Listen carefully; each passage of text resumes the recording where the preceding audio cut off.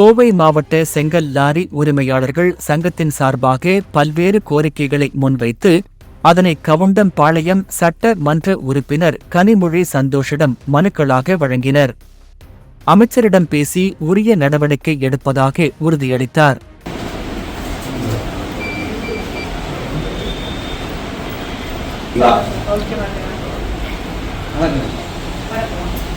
என்ன பிரச்சனை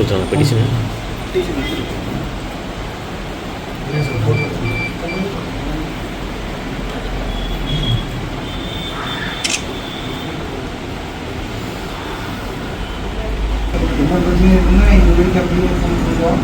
இப்போ சில வழிமுறைகள்லாம் அரசாங்கம் சொல்லியிருக்காங்க. அதிக பாடம் ஏற்றாமல் சரியான பாடம் செல்வது மீற மாட்டோம் அப்படிங்கிற உறுதிமொழி எடுத்துருக்கோம். அந்த உறுதிமொழி எடுத்துருக்கும் போது சின்ன சின்ன சங்கடங்கள் இருக்கோம். அந்த அரசாங்கம் சொல்லும்படி கேட்டு இனிமேல் சரியான பாடம் ஓட்டிக்கலாம் அப்படிங்கிற மாதிரி ஏகப்பட்டதான் எல்லாம் முடிவு பண்ணியிருக்கேன். அரசாங்கம் சொல்லக்கூடியதுக்கு கட்டுப்பட்டு எங்களாக பண்ணியிருக்கேன்.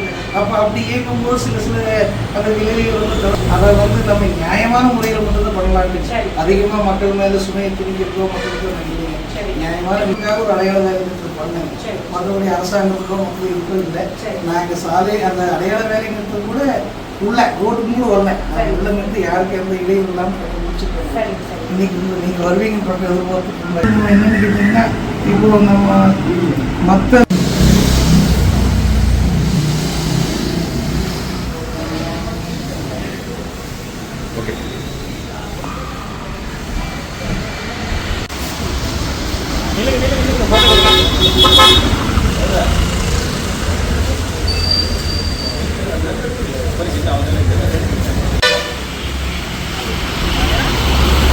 எல்லாருக்கும் வணக்கங்க. இன்னைக்கு நாங்க கோவை மாவட்ட செங்கல் லாரி உரிமையாளர் சங்கத்திலிருந்து கோவை மாவட்ட எம்எல்ஏ கனிமொழி அவர்கள் சந்திச்சிருக்கோங்க. கவுண்டம்பாளையம் சட்டமன்ற தொகுதி எம்எல்ஏ அவர்கள் சந்திச்சிருக்கிறோங்க. நாங்க அவங்க எதுக்கு சந்திச்சோம் அப்படின்னா, எங்க செங்கல் லாரி உரிமையாளர்கள் சேர்ந்து ஒரு சங்கம் உருவாக்கி இருக்கிறோங்க. அதை அவங்க கிட்ட தெரிவிச்சிருக்கோம். அது இல்லாம 3 நாள் அடையாள வேலை நிறுத்தம் பண்ணியிருக்குங்க. அதாவது அரசு அனுமதிச்ச அளவுக்கு இறை ஓட்டணும் அப்படின்னு சொல்லி நாங்க உறுதிமொழி எடுத்திருக்கோம் எங்க சங்க சார்பா. அதை அவங்க கிட்ட சொல்லிட்டு போலாம் அப்படின்னு சொல்லி வந்திருக்கோங்க. அவங்க கிட்ட நாங்க வச்சிருக்க கோரிக்கை என்னன்னா, வெளி மாவட்டத்துல இருந்து வர எல்லா செங்கல் லாரி, ஃபிளையர்ஸ், இந்த மாதிரி கட்டுமான தொழில் சம்பந்தமான பொருள் ஏற்றிட்டு வர எல்லா வண்டியும் அளவான அரசு அனுமதி அறையோட வரணும் அப்படின்னு சொல்லி அவங்க கிட்ட கோரிக்கை வச்சிருக்குதுங்க. இது சம்பந்தமா வட்டார போக்குவரத்து அலுவலர்கள் அனைவரும் கோவை மாவட்டத்தில் இருக்க 5 இது இருக்குங்க. வட்டார போக்குவரத்து தலைவர்களும் அவங்க எல்லாரும் தணிக்கையில் ஈடுபட்டு எங்களுக்கு சப்போர்ட் பண்ணி கொடுக்கணும் அப்படின்னு சொல்லி கேட்டிருக்குங்க. கண்டிப்பா இந்த நாங்க கொடுத்த கோரிக்கை எல்லாமே பாத்தீங்கன்னா முறையானதாக இருக்கு. உங்களுக்கு கண்டிப்பா எல்லா விதத்திலயும் நாங்க சப்போர்ட்டா இருப்போம் அப்படின்னு சொல்லியிருக்காங்க. நாங்க வச்சிருக்க கோரிக்கை இதை பாத்தீங்கன்னா அவங்க அமைச்சர் அளவு கொண்டு போய் சேர்க்கிறேன் அப்படின்னு சொல்லியிருக்காங்க. கன்சிடர் பண்ணிட்டு எங்களுக்கு உண்டான தீர்வு சொல்றேன் அப்படின்னு இருக்காங்க. வணக்கங்க, என்னோட பேர் பரத். ஸோ நாங்க கோவை செங்கல் மாவட்ட உரிமையாளர்கள் சங்கத்துல இருந்து பேசுறோம்.